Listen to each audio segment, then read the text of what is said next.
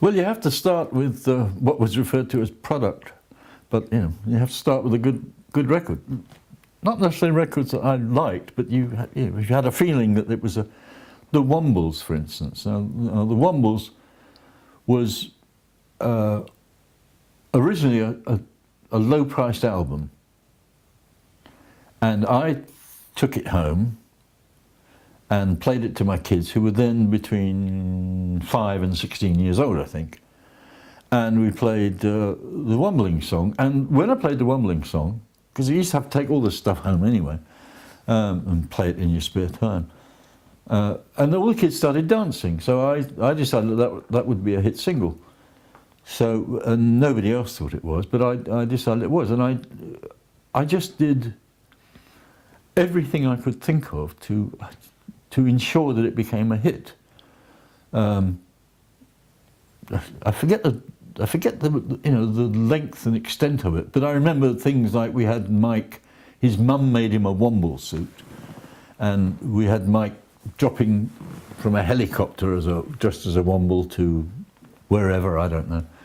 We arranged, because there was a pantomime at Wimbledon, we arranged for Radio 1 producers and their wives and their children to go to the Wimbledon pantomime, and they were flagged down by Mike in his Womble suit along the route, and Mike handed them out copies of the record. And I mean, it was that kind of but nothing happened at all. And I went to Peter Thompson, who was a absolutely brilliant PR man. He talks as if he had a bad smell under his nose, but a brilliant PR man. He's the only man I know who could ring the editor of the Times, and the secretary would say, well, who is it? And he'd say, Peter Thompson. She'd say, well, he's busy now, and have him call me back. And the guy would. So he had that kind of power.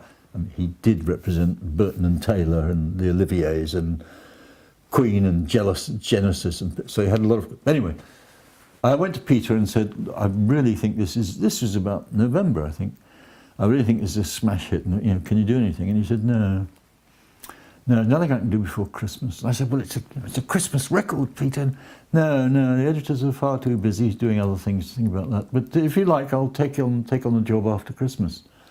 So, okay, very despondent. And we carried on doing all the sort of nonsense things that we were doing to try and get attention in the record.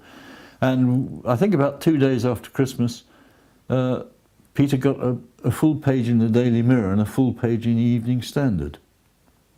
How? I have no idea. But at that point, I think Tony Blackburn took it up and dressed as a Womble and went on top of the pops, and the whole thing, it just exploded. And the album was quickly withdrawn as a low-price album and reissued as a full-price album. And we sold many singles and many albums and made Mike Batt very rich, I'm delighted to say.